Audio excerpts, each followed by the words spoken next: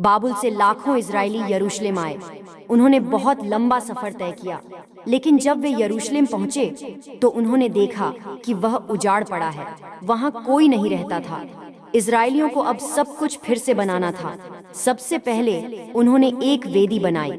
उस वेदी पर उन्होंने यहोवा के लिए जानवरों की बलि या तोहफा चढ़ाया। कुछ महीने बाद इजरायलियों ने मंदिर बनाना शुरू किया, मगर आसपास के देशों में रहने वाले उनके दुश्मन नहीं चाहते थे कि वे मंदिर बनाएं। इसलिए वे इजरायलियों को डराने धमकाने लगे ताकि मंदिर का काम बंद हो जाए। आखिर में उन्होंने फारस के नए राजा के जरिए मंदिर बनाने का काम रोकने की आज्ञा जारी करवा दी। इससे मंदिर बनाने का काम ठप्प पड़ गया।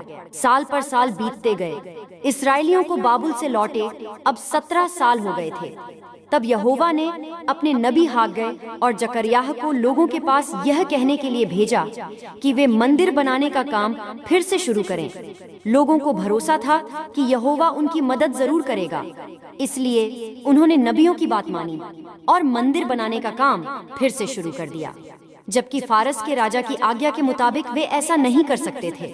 इस पर फारस के एक अफसर ने, जिसका नाम तत्तनै था, आकर इस्राएलियों से पूछा कि वे किसकी इजाजत से मंदिर बना रहे हैं। इस्राएलियों ने उससे कहा कि जब वे बाबुल में थे तब राजा कुस्रू ने उनसे कहा था, जाओ, अब तुम लोग यरूशलेम लौट जाओ और अपने परमेश्वर यहोवा के लिए मंदिर बनाओ। तब तत्तनै ने इस बात की सच्चाई जानने के लिए बाबुल में एक चिट्ठी भेजी। चिट्ठी में उसने पूछा कि क्या कुस्रू ने सचमुच इस्राएलियों को मंदिर बनाने के लिए कहा था। उस वक्त तक कुस्रू मर चुका था, मगर फारस के नए राजा ने जल्द ही तत्तनै की चिट्ठी का जवाब दिया। उसने चिट्ठी में लिखा कि कुस्रू ने सचमुच ऐसा कहा था।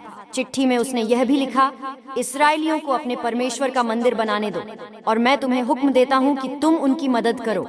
4 साल के अंदर मंदिर बनकर तैयार हो गया और इससे इस्राएली बहुत खुश हुए।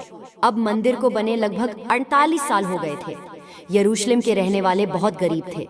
ऊपर से शहर और परमेश्वर के मंदिर दोनों की हालत अच्छी नहीं थी। तभी बाबुल में रहने वाले एजरा नाम के एक इजरायली ने सुना कि परमेश्वर के मंदिर की मरम्मत कराने की जरूरत है। तो पता है उसने क्या किया? वह फारस के राजा अर्थाक्षत्र के पास गया और उससे मदद मांगी।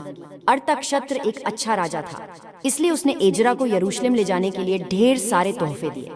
तब एजरा ने बाबुल में रहने वाले इस्राएलियों से पूछा कि क्या वे उन तोहफों को यरूशलेम तक ले जाने में उसकी मदद कर सकते हैं। इस पर करीब 6000 इस्राएली उसके साथ चलने के लिए तैयार हो गए। उन्हें बहुत सारा सोना चांदी और दूसरी अनमोल चीजें यरूशलेम ले जानी थी।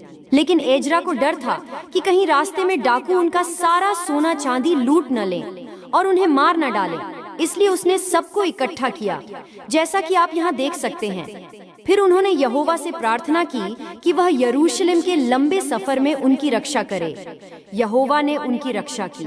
4 महीने का सफर तय करने के बाद वे सही सलामत यरूशलेम पहुंच गए। क्या इससे यह पता नहीं चलता कि जो लोग मदद के लिए यहोवा पर भरोसा रखते हैं, यहोवा उनकी रक्षा करता है?